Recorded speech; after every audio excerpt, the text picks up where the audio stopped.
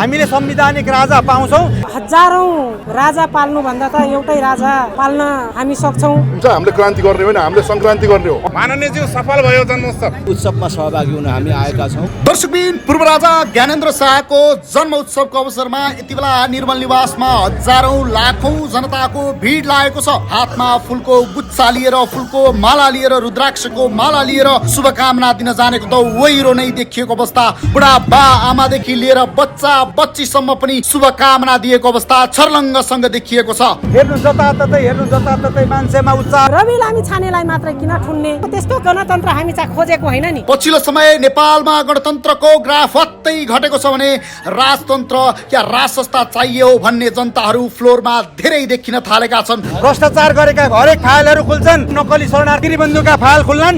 त्यो सबै तालमेल मिलेको दिन सबै निष्कर्ष निस्किन्छ। जननी जन्मभूमिश्च राजा प्रकृति रञ्जनाथ। महत्त्वपूर्ण कुरा भनेको पृथ्वी पथ हो र आज गणतन्त्रवादी नेताहरूको व्यवहार त्यो ठिक छैन। त्यस कारणले गणतन्त्रको विकल्प राजा बाहेक अर्को हुन सक्दैन।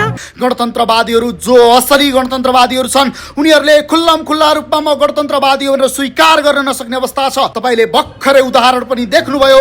माननीय गंगा चौधरी खुंखार कम्युनिस्ट भएका व्यक्तिहरू पनि आज राजा नभई हुँदो रहन्छ। हामीले त धर्मलाई अफिम भनेर गल्ती गरेछौँ।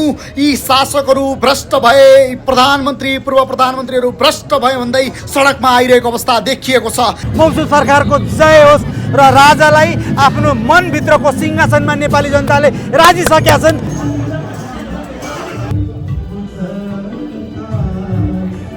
उहाँको कब्जा त देख्यौँ नि त जेठ 15 गते।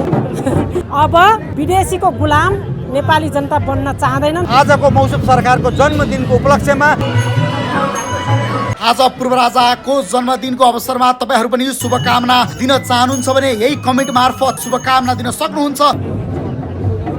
काठमाडौँ कब्जा गर्ने उहाँको सन्देश नेपाली जनताले उत्तर दिइसकेका छन् त। आम नेपाली जनता होइन, केही जनताहरूले आएका थिए।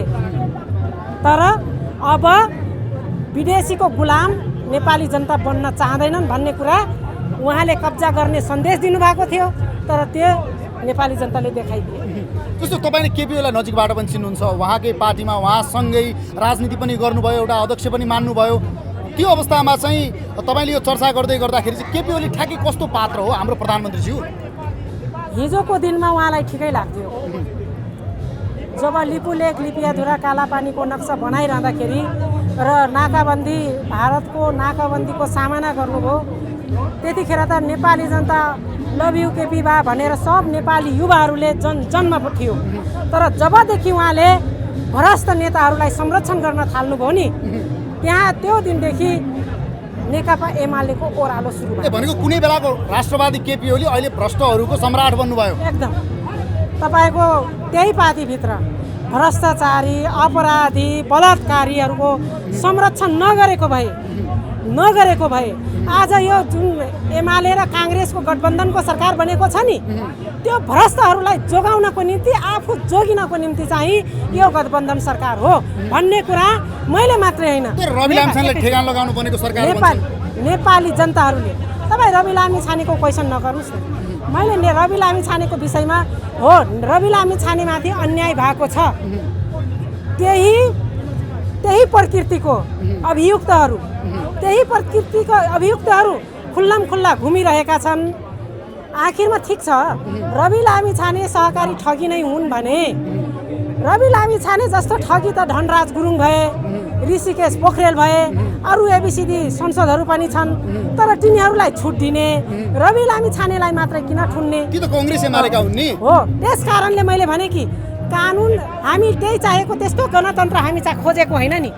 हामी गणतन्त्र त कस्तो खोज्नुपर्छ भने आम नेपाली दाजुभाइ दिदीबहिनीहरूको लागि समान तरिकाले हेर्ने दृष्टिकोण बन्छ। आज यो सूर्यको किरण हेर्नुहोस् तपाईँ, हामी यहाँ उभिएका छौँ, यहाँ कोही सम्भ्रान्त व्यक्तित्वहरू हुनुहुन्छ, कोही झुपडीमा बसेका जनताहरू पनि छन्, तर आज हेर्नुहुन्छ भने झुपडीमा बसेका जनता र सम्भ्रान्त घर घरानामा बसेका जनताहरूलाई सूर्यको किरणले त बराबर किरण दिएको छ नि। त्यो भन्नुको अर्थ राजाको लागि जनता समान हो। र आज गणतन्त्रवादी नेताहरूको व्यवहार त्यो ठिक छैन। त्यो धनाढ्य पैसावाला अपराधी भ्रष्टाचारीहरूको संरक्षण बन्ने र गरिब निमुखाहरूको लागि ऐन कानुन लागू हुने, त्यो होइन नि गणतन्त्र। गणतन्त्र भनेको आम नेपाली जनताहरूको लागि समान तौर तरिकाबाट चल्न सक्नु पर्थ्यो, त्यो सकेन। त्यस कारणले गणतन्त्रको विकल्प राजा बाहेक अर्को हुन सक्दैन भनेर हामी नेपाली जनताले बुझ्नु भएको। राजाले पैसा खाऊ र तपाईँ मेरो आन्दोलन गर त भन्नुभएको थिएन नि। तर आन्दोलनको लागि 10 करोड खर्च भयो भन्ने कुरा भइरहेछ अस्ति। त्यो त भन्नेले के भन्छ सुन्नुभयो तपाईँले कुरा? छैन, त्यो सुने पनि छैन। त्यो कार्यक्रममै हामी छौँ, आन्दोलनमै हामी छौँ।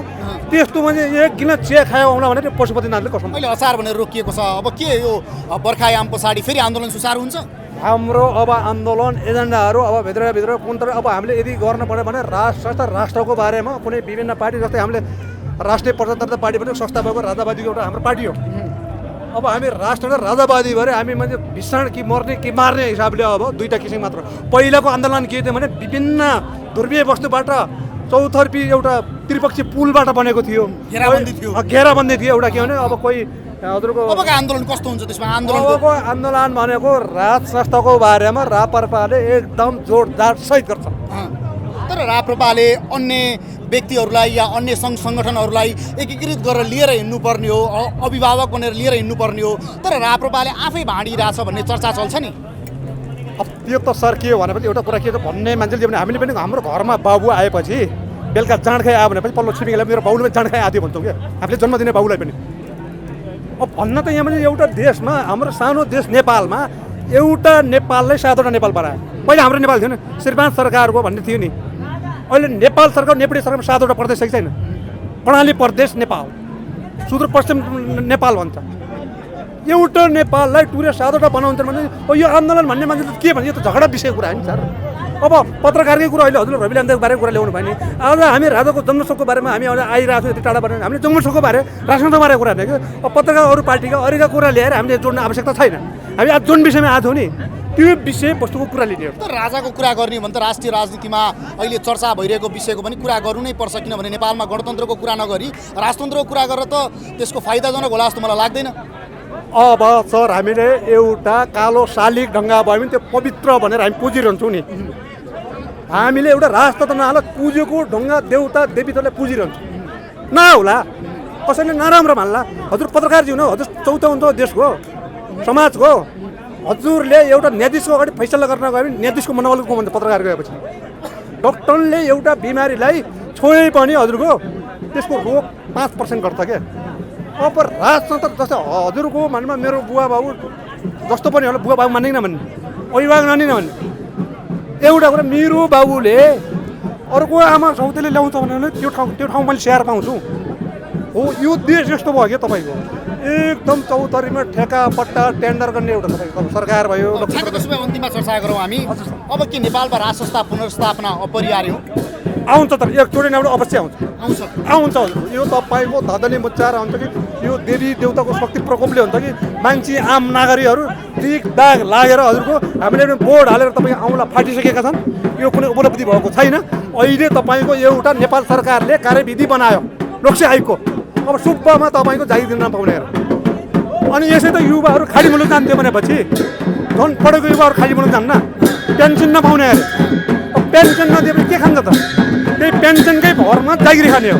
अब हाम्रो राष्ट्र जोगाउने एउटा मात्रै मियो, राजा बाहेक अरू कोही हुन सक्दैन भनेर आम नेपाली जनताहरू अघि भर्खरै फोटो खिच्ने एकजना हुनुहुन्छ, कोही गुल्मीबाट सबै नेपाली जनताहरू अब खेतीपाती सकेकाहरू अब यहाँ अब उद्योग व्यापार गर्नेहरू पनि सबैजना जसरी आएका छन् यसलाई उल्लास वातावरणबाट राजाको जन्म उत्सव मनाएका। कुनै बेलामा गणतन्त्रको माननीय भएको व्यक्ति, भोलिको देशमा राष्ट्रपति हुन सक्ने, गणतन्त्रको व्यवस्थाबाट राष्ट्रपति हुन सक्ने व्यक्ति त्यो सम्पूर्ण कुरा छोडेर आज सडकमा नेपालमा अभिभावक भएन भने मुलुक बस्दैन भनेर गङ्गा चौधरी आउनुपर्ने अवस्था कसरी आयो? अब यो गणतन्त्रमा आम नेपाली जनताले बुझिसकेका छन्। आम नेपाली जनताहरूले के बुझेका छन् भने यो हजारौँ राजा पाल्नुभन्दा त एउटै राजा पाल्न हामी सक्छौँ। अहिले हेर्नुहुन्छ भने 36,000 हामी राजाहरूलाई पालिराखेका छौँ। त्यो मध्ये म पनि थिएँ एउटा कुनै समयमा। तपाईँ रानी हुनुहुन्थ्यो कुनै बेलामा? म रानी होइन, म एउटा जनताहरूको नेपाली जनताहरूको एउटा गार्जियन भनौँ, एउटा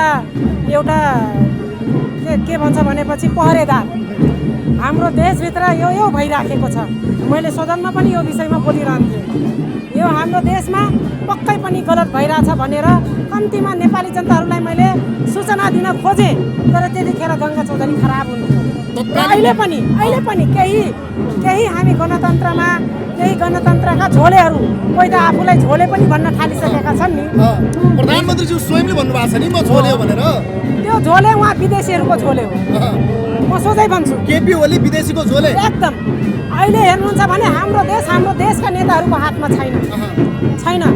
न्यायालयदेखि एउटा पिउनसम्म आज नेपालमा 36,000 रका एजेन्टहरू छन्। 36,000। हामी के बोलिरहेछौँ, कसले के गरिरहेछ छिनमा बोल्दा। हाम्रो वरिपरि पनि जो पनि हुन सक्छ। वरिपरि होइन, थुप्रै छ। यस मानेमा हामी नेपाली जनताहरूले अब विदेशीको दास बन्नुभन्दा आफ्नो स्वदेशको रैटी बन्न तयार हुनुपर्छ भन्ने कुरा मलाई लाग्छ। जस्तो अर्को अवस्थामा प्रधानमन्त्रीज्यूले भन्नुभएको छ कि जसले संविधानको उल्लङ्घन गर्छ मलाई गाली गरेर म सहन्छु, तर संविधानको उल्लङ्घन गर्ने, राष्ट्र संस्था पुनर्स्थापना गर्ने यस्ता कुरा गर्छौ भने तिमीहरूलाई चाहिँ कि त हामी धुलोपिटो पार्छौँ कि त काठमाडौँ कब्जा गरेर तिमीहरूलाई ठेगान लगाउँछौँ भन्नुभएको छ। उहाँको कब्जा त देख्यौँ नि त जेठ 15 गते। जेठ 15 गते। सर नमस्कार, कहाँदेखि आउनुभयो? म बागलुङबाट। बागलुङबाट आरामै हुनुहुन्छ? आराम छ। अनि के को लागि आज राजालाई शुभकामना दिनकै लागि आउनुभयो? राजाको शुभ प्रदेशमा सरकारको भावमा सुस्वास्थ्य दीर्घायुको उन्नत शुभकामना टक्राउन चाहिँ लाग्यो। जस्तो आजको दिनमा जुन 17-18 वर्षदेखि छायामा रहेको मुद्दा राष्ट्र संस्थाको मुद्दा फेरि ज्वारबाट जसरी फ्लोरमा आइरहेको छ, अब राष्ट्र संस्था पुनर्स्थापना निकट हो। निश्चित। तपाईँ कुनै बेलामा राजाको विरुद्धमा या गणतन्त्रको ल्याउनको लागि लड्नु भएको थियो कि थिएन? म गणतन्त्र ल्याउन म लडिनँ। म 22 वर्षको उमेरमा 2029 सालमा प्रधान पञ्च भएको मेरो गाउँ पञ्चायतको। 2029 सालमा प्रधान पञ्च हुनुभएको थियो। र मेरो राजनीतिक ब्याकग्राउन्ड, मेरो राजनीतिक स्कुलिङ भनेको नि पञ्चायत हो।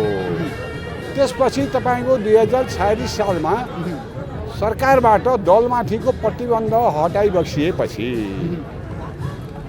मैले देशको लागि र बिपीको भनाइलाई आधार मानेर कम्युनिस्ट भने जस्तो म एकदमै कम्युनिस्टको विश्व राजनीति हेरेर अब त्यो एकदमै मन नपर्ने मान्छे पनि म चाहे कम्युनिस्टको नाम सुन्नु नपर्ने। अब दलीय पद्धति आइसक्यो हुँदा अब के गर्ने त, म त राजनीति प्राणी, के गर्ने त कम्युनिस्ट भन्न त सकिन्न। छोटकरीमा भनिदिनुहोस्। पञ्चायतहरूले चाहिँ पञ्चायत पार्टी खोलेनन्। अब यो देशको लागि नेपाली काङ्ग्रेस राजा र राजाको गर्दन तल मेरो गर्दन माथि भनेर बिपीले भनेको हुँदा यही ठिक होला, अब यही राजनीति गर्न ठिक हुन्छ है त्यो बेलामा भनेर म नेपाली काङ्ग्रेसमा चाहिँ काम गरेँ, केही समय काम गरेँ। आज राष्ट्र संस्था पुनर्स्थापनाको लागि लडिरहनु भएको छ? काम गरेँ। त्यसपछि म तपाईँको चाहिँ जब चाहिँ काङ्ग्रेसभित्रको विकृति विसङ्गति जुन 51 सालदेखि लिएर पार्टीभित्रको अन्तर्कलह अन्तर्द्रोह र उनीहरू आन्तरिक स्वार्थ भ्रष्टाचारदेखि लिएर काङ्ग्रेस पार्टीभित्रका विसङ्गति र विकृतिहरूदेखि म अलिकति ब्याक भएको थिएँ, अहिले नरायसता भएको थिएँ। त्यसै सिलसिलामा म लगभग त्यति सक्रिय थिइनँ। जब 62-63 पछि त म सशक्त रूपमा यो गणतन्त्रको चाहिँ खिलाफमा यो देशमा राजा चाहिन्छ, अब अपरिहार्य छ राजाको, र यो अब बहुदलीय व्यवस्था नै यो देशको लागि अभाव होइन है, यो देशको लागि अभाव होइन राजा मानेर भने कुरा निश्चित होइन, ध्रुव सत्य रहेछ है भन्ने कुरा मैले राजनीतिक ढङ्गबाट बुझ्दाखेरिमा बहुदलीय व्यवस्थाका कारणले नै मुलुकमा जे भइरहेको छ त्यो परिस्थितिको जड बहुदलीय व्यवस्था हो। त्यसको परिणति नै 51 साल हो, त्यसको परिणति 62-63 हो। त्यस कारण चाहिँ म राजा चाहिन्छ यो देशको लागि, जनताको लागि र देश बचाउनको लागि अपरिहार्य राजाको आवश्यकता छ।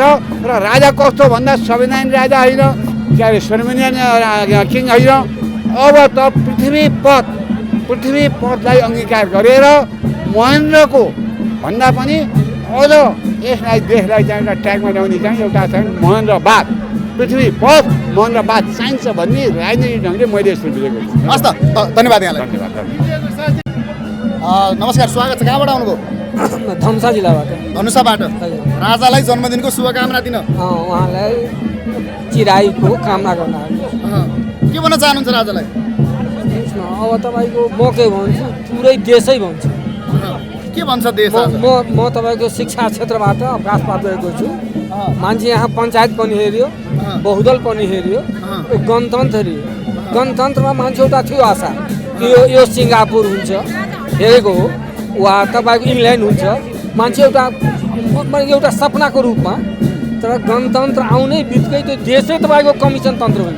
जसले गणतन्त्र लायो उनीहरू पनि मनमा तपाईँ सोध्नु भनेको गणतन्त्र जस्तो भएन, भारतन्त्र भयो। भारत कमिसन तन्त्र दलाल तन्त्र भयो। भनेको अब देशको विकल्प भनेको राजतन्त्र तपाईँ भन्नुहुन्छ? म भन्दैन तपाईँको, तर सुन्दर व्यवस्था गणतन्त्र गणतन्त्र नाम त गणतन्त्र छ हो होइन, गणतन्त्र सुन्दर व्यवस्था छ, तर यिनीहरूको गणतन्त्र नाउँमा गलत तन्त्र कायम गर्यो। स्थानीय सरकार करोडौँको तपाईँको लुट छ, तपाईँको यो प्रदेश अरबौँको तपाईँको त्यहाँ लुटै तन्त्र छ, सङ्घ त्यही छ। त्यसैले यो तन्त्रै समाप्त छ। अन्तिममा के भन्नुहुन्छ? अन्तमा म के भन्न चाहन्छु, म तपाईँ पुरै अनि यो जनसमुदायलाई कि अब देश समाप्त छ, बालबच्चालाई सोच्नुहोस्। यहाँ राजा नभएमा अभिभावकको रूपमा राजा, बहुदलीय व्यवस्था, राजा संविधानको भित्रमा, राजा पनि संविधानको भित्रमा, राजा संविधान भित्रमा बसेर बहुदल व्यवस्थाको द्वारा जबसम्म देशमा राज सञ्चालन हुँदैनन् त्यो यो देश समाप्त हुन्छ। यो देशको तपाईँको इज्जत छ, नेपालको नाम पनि तपाईँको रहँदैन। धन्यवाद।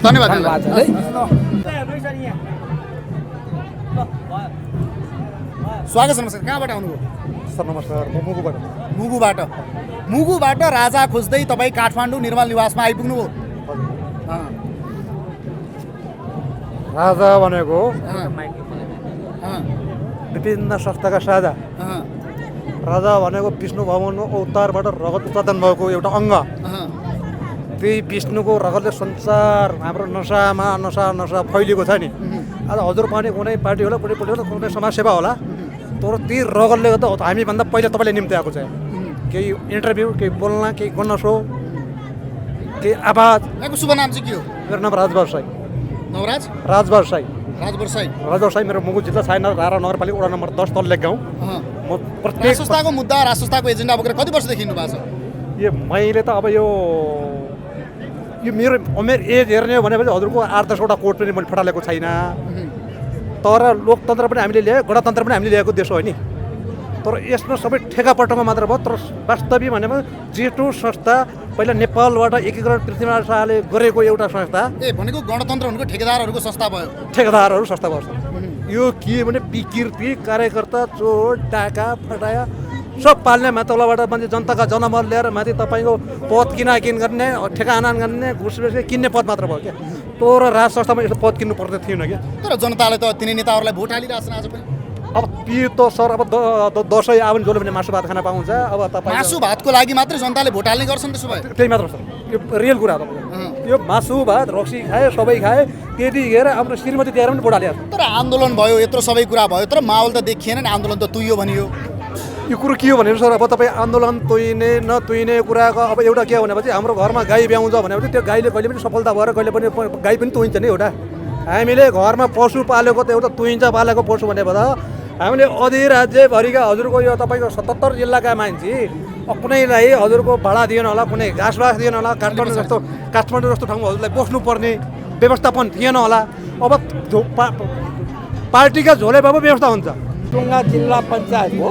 हजुर 43 सालको जिल्ला पञ्चायतको सभापति, सरकारी उम्मेदवार दम्पक सुनवार सरकारी उम्मेदवार भोलामान थापाजी, पञ्च, पुलिस, प्रशासन सबै लागेर उनीहरूलाई बनाएको। माथिबाट पैसा पनि लगेका, खर्च लगेका। ओखलढुङ्गाबाट आउनुभयो? ओखलढुङ्गा। अनि अब काङ्ग्रेस कम्युनिस्टको चाहिँ बालाराजी हुनुहुन्थ्यो, दुईवटा पार्टीको। म एक्लै उम्मेदवार भएको थिएँ र म एक्लै सरकारी उम्मेदवारका 750%, मेरो 868 भोट पर्छ एक्लै। अनि म केही गर्न नसकेर म एक्लै जितेँ, अरू सबै पञ्चै आए। यो त हजुरको कुरा भयो। यो फेरि पनि मौका मिले गरौँला। आजको दिनमा विशेष अवसरमा चाहिँ राजालाई के भन्नुहुन्छ? राजालाई म के भन्छु भने राजा हामीले पुनस्थापना गर्नुपर्छ भनेर आन्दोलन गरे। माओवादी 17,000 मान्छेलाई बलि दिएर आउनुभएको प्रचण्डजीका 84 जना सांसद बनाइदिनु भयो राजा ज्ञानेन्द्रले। अनि काङ्ग्रेसका पनि एकछिन बाहिर निस्किनु है। होइन होइन प्लिज, यहाँ धेरै भिड भयो कि। त्यसैले अब राजा आजको दिनमा चाहिँ राजालाई के भन्न चाहनुहुन्छ? अब आजको दिनमा राजालाई शुभकामना दिन आएको। भगवान्ले कल्याण गर्नु, पशुपतिनाथले कल्याण गर्नु। हजुरलाई लाग्छ अब नेपालमा राष्ट्रसत्ता पुनर्स्थापना हुन्छ भनेर? होइन, नेपालमा राजतन्त्र गएकै छैन। राजा हटाउने संविधानै छैन। राजा हटाउने अधिकार कसले दियो? माधव नेपाललाई, गिरिजालाई मनोनित गरेर ल्याएको राजा ज्ञानेन्द्रले। तर राजा हटाए? होइन होइन, राजा हटाएर हट्या होइन, राजाले आफैले छोडेको हो, हटेको छैन। ज्ञानेन्द्र बाँचुन्जेली ज्ञानेन्द्र राजा होइन्छ। अब ज्ञानेन्द्र पछि मात्रै हो, अहिले पनि ज्ञानेन्द्र राजाले छोडेर आफूले छोडिदिएको मात्रै हो। को मान्छे राजा हटाउने संविधान कहाँ छ? कुन संविधानको कुन धारा बमोजिम राजा हटाउने अधिकार कसलाई छ? माधव नेपाललाई, गिरिजा प्रसादलाई थियो। गिरिजा बढी जानुभयो। प्रचण्डको एजेन्डा राजा हटाउने थियो कि संसदीय व्यवस्थाको विरुद्ध थियो? हजुर, अब प्रचण्ड त 17,000 मान्छे बलि दिएर आउनु भएको, उहाँलाई 84 जना सांसद बनाइदिनु भयो। उहाँले सांसद बनाएको, उहाँलाई नि हटाउन सक्छ त? पिउनले हाकिम हटाउँछ, गोठालाले मालिक हटाउन पाउँछ त? तर हट्यो त नेपालमा? होइन, हटेको छैन, राजाले छोडिदिएर हो। गएको छैन, राजा राजै भयो किसिन्छ। राजालाई, राजासँग शाही सेना छ, सेना छ। अहिले पनि शाही सेना छ? शाही सेना छ। नेपाल सेना अहिले नेपाल सेना भए पनि शाही सेनाले साथ दिनुपर्छ। राजा चुनेर आएको होइन क्या जनताले, होइन। राजा 2224 राज्यलाई एकत्रित गरेर राजा पृथ्वीनारायण शाहले ल्याएको। पृथ्वीनारायण शाह भनेका यी प्रचण्ड माधवहरूका बाजे होइनन् क्या?